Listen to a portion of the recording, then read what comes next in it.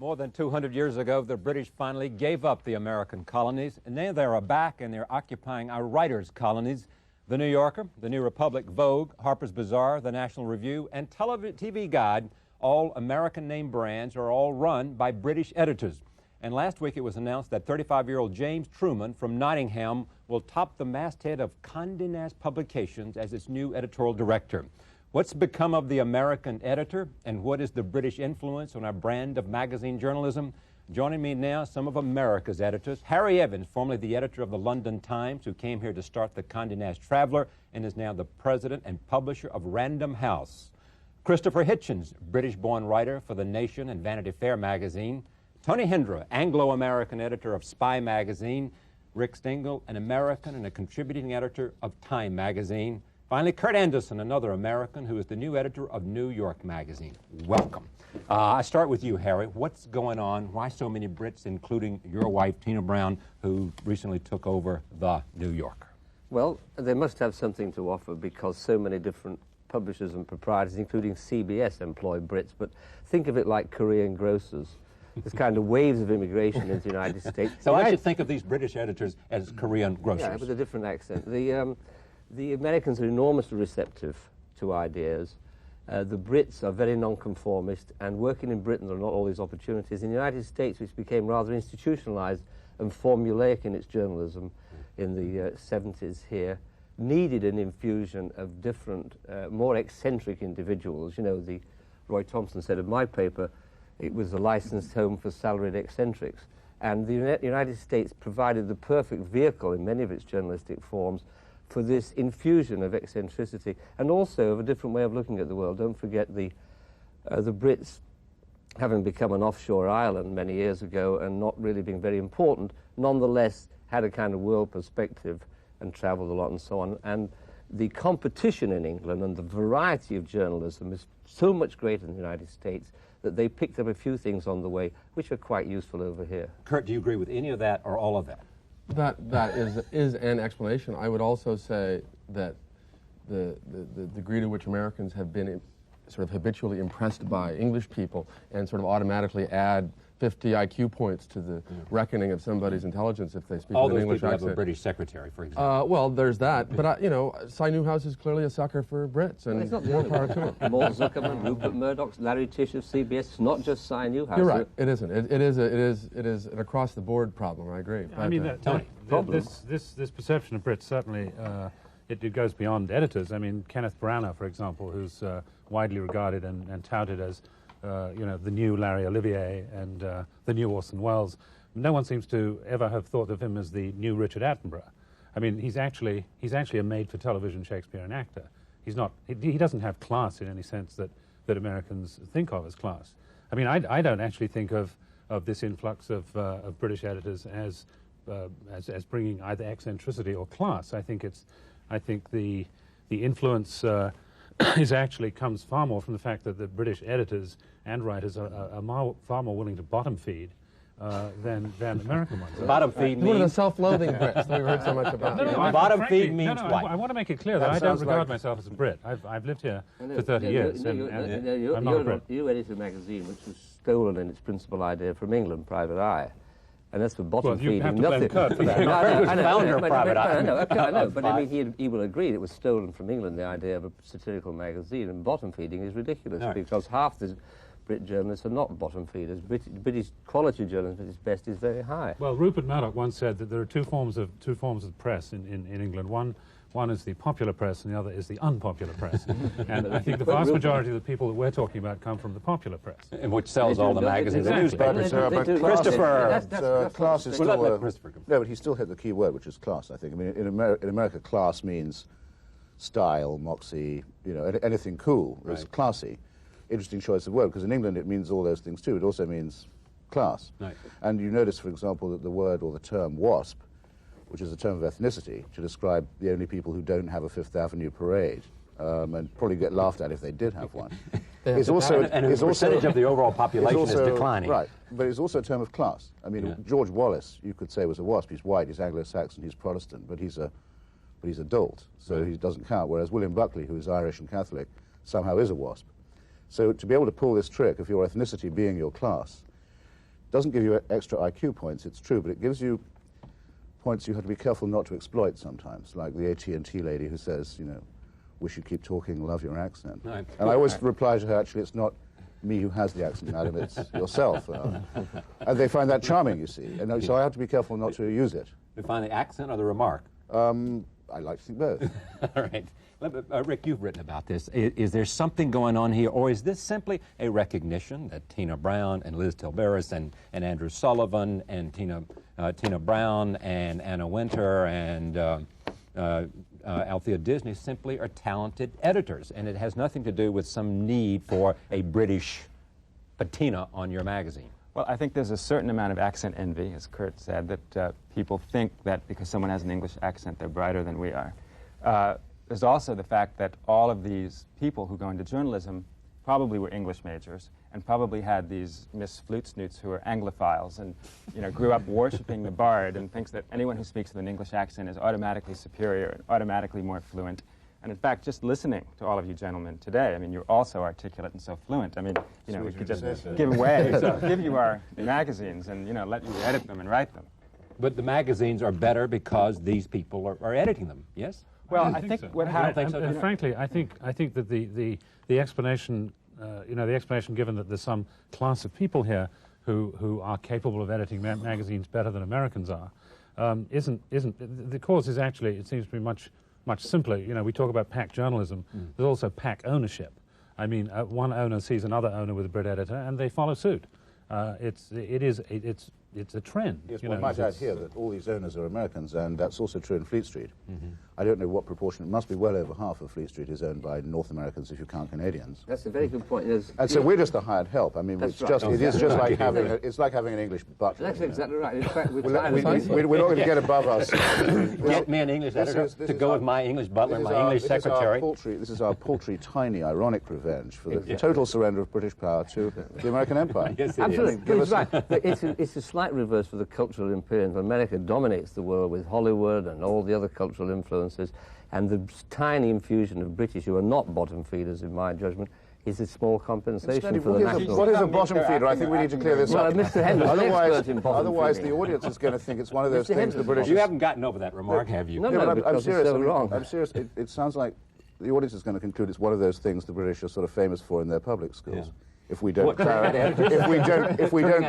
this, I want to know what a bottom feeder is. it means living off the waste at the bottom of the river.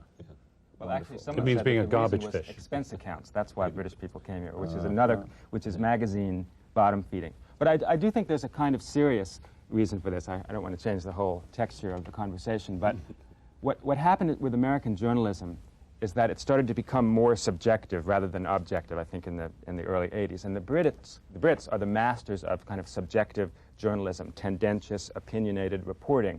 And when we started to move away from that completely kind of objective notion, earnest, a lot of American reporting journalism, the Brits came in and they do that better than we do. I think that's one... You've got to remember that in America, every American journalist's conscience knapsack, there's Joe McCarthy and the way the press behaved then, terrified to investigate the truth.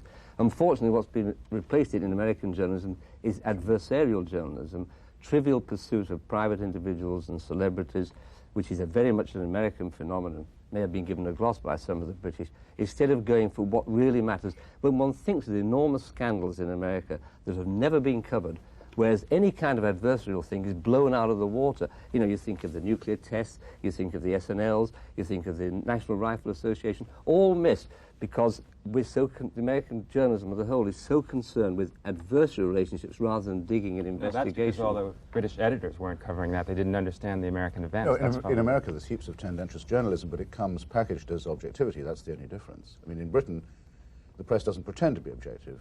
And furthermore, we have a more parliamentary way of approaching politics. Dialectical, oppositional. In America, the search all the time, and you can see it in any newspaper you open, is for consensus. For consensus. Right. Consensus. Harry beat me to it. Consensus. Yes. Okay. Besides, I must say, I think that the trend towards rampant celebrophilia in American magazines is as much part of the English influence as anything intrinsic in American journalism. In Hollywood. I would say that American journalistic traditions are actually rather more rigorous than English They ones. were, yeah, they were. No, I think they still are. Well, I doubt it.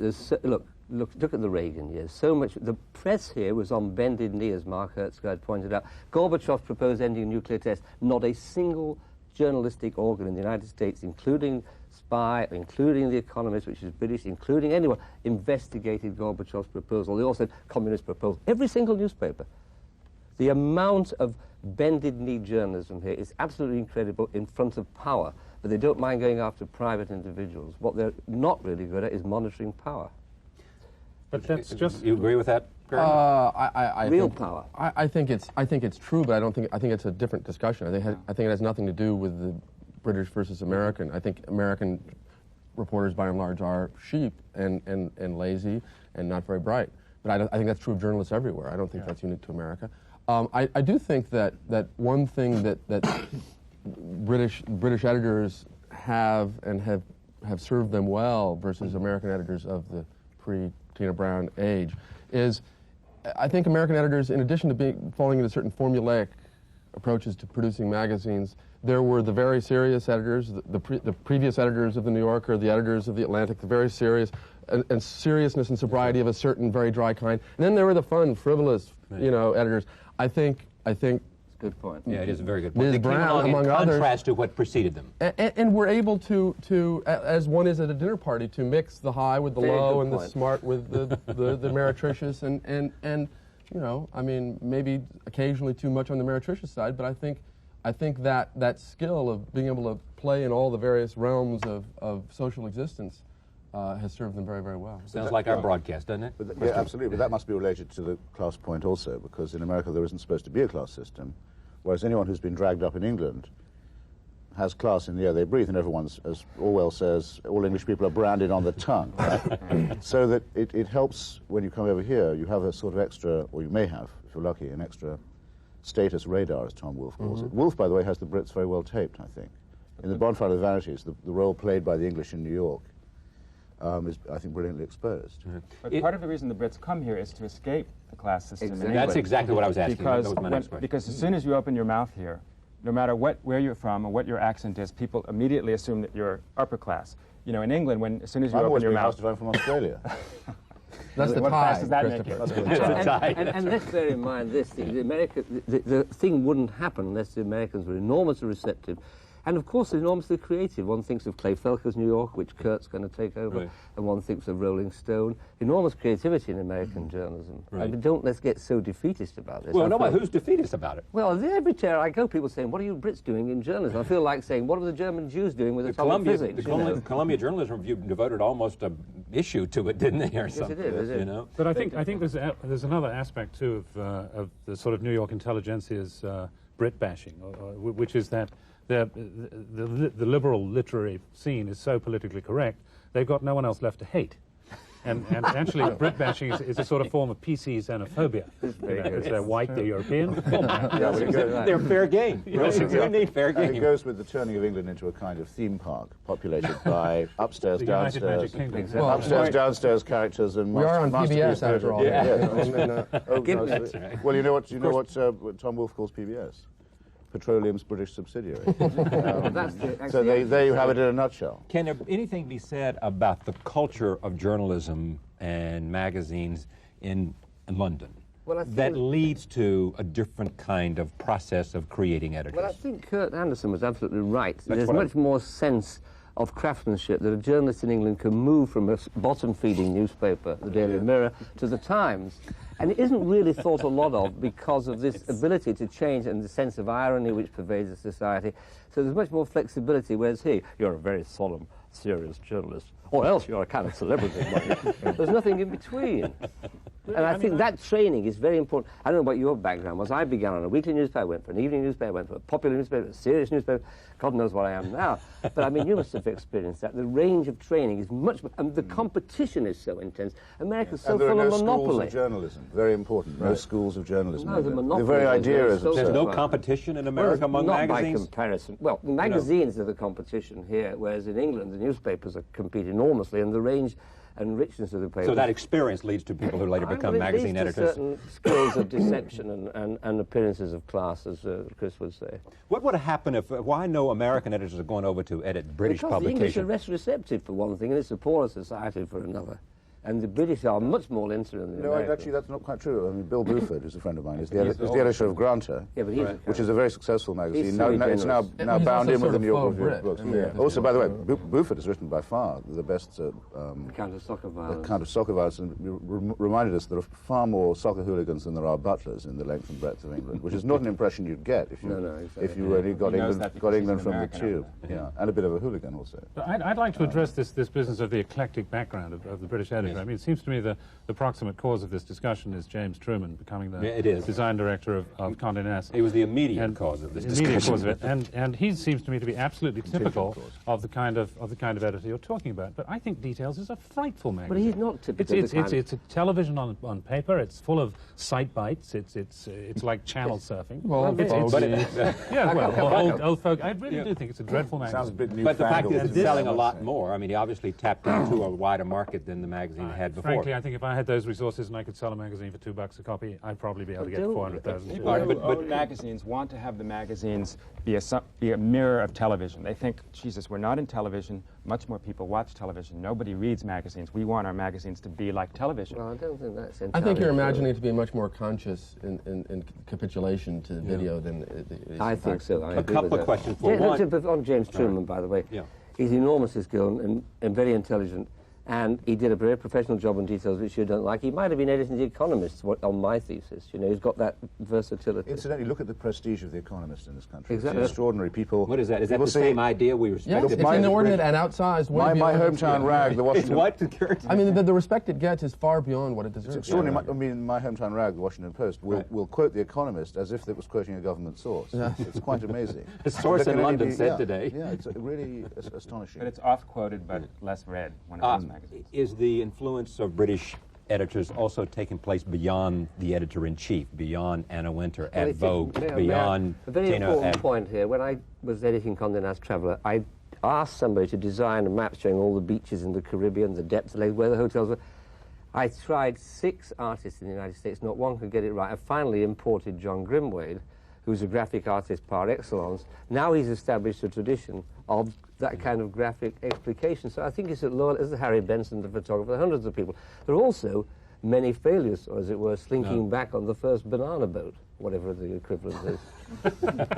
Is it happening elsewhere? Happy to say I've never seen a banana. You mentioned... It's really not You've never landing seen in a England. banana boat? You mentioned Howard Stringer, who's at CBS, but he's the exception, isn't he? I mean, Howard came over here and did well at CBS in a variety of different ways. But do you see it, for example, at other networks, number one? Two, do you see it in the movie business? We had David Putnam came over here and didn't have a long run, did he? David Putnam is a special case, but you see Stephen Frear. There's a great deal of interchange. A film director. Yeah, Right. Frear, between England and Hollywood. Hollywood's dominant at the moment, of course, but the English infusion isn't seen so much in exports of British films, but in British directors, British writers having an influence in American films and in Hollywood. And you look at the Oscars. But is the experience of magazines that vastly different than the experience in other areas? So it's just unique to magazines. Well, there is, as Harry referred to early on, somewhat jokingly, but the Korean grocery stand aspect, the old boy and girl network, which has really... You mean one brings another? Absolutely, and it's not just here at the top. Go through the mastheads of especially the Condé Nast magazines. There are British people at, every, anonymous level, and they've just all bring the next. That really isn't my impression, that we hire one another. It certainly hasn't been true of me, for example. Yeah. Well, that you does would have done something. better. Sorry, did I look too serious there? I mean, I'm really thinking about it. I don't know of any Brit who's hired a Brit. Well, Oh, I have. I know that... You know them or you have? I have hired Brits. Yeah. but- Well, you say you've hired a design, only because... but Anna Wintour hired James Truman. I mean, Right, we exactly. can go on. Anna and on. Wintour's an American. Well, so is Tony. So he claims, but I mean, So is Anthea Disney, as a matter of fact. well, and so is Rupert Murdoch. But let's. Was that because they're naturalized? Is that what we're saying? No, Therefore, they Anna's become mother is American. So, and as you know, right. it's like Judaism. It's in the matrilineal line, being a So you're Yank. suggesting there's a conspiracy, actually, that there are these hidden Brits who are pretending to be I'm suggesting that it's very like the Greeks taking over coffee shops and the Koreans taking over but business. then if we look at Esquire, which just hired an American editor, and New York Magazine, which just hired an American editor, can we say the invasion is over? No, because thank God you can't. And the cross-cultural influence, what we're really trying to create is a kind of transatlantica, something of the best of both societies. And the exchanges will go on. I'd like to see them go on a bit more, because I say America's cultural influence dominates the outside world. Yeah. You know, the cultural imperialism of the United States has to be resisted. Do you think the American, this sort of special relationship between It's deadened. We're country Kimoy and and Matsu now, in fact, you know, I mean, that's about the relationship with England. The only time England makes the news Kimoy and Matsu? is when the You're IRA offshore islands, are you? When the IRA's blown somebody up, or when the royal family's dropped its knickers. Those are the times we get in the news. Otherwise, you're just there. Otherwise, we just keep going. All right. Thank you all. Yes, Christopher. I was going to say, otherwise we are just a historical theme park. Otherwise we're the remains of the day. A footnote to history, are we? Perpetual butlers. But don't write us off. Remains of the day. But where my country press polite. Thank you Like all. saluting. Or standing up straighter. Thank you all. Shirley Caesar comes up in just a moment. Stay with us.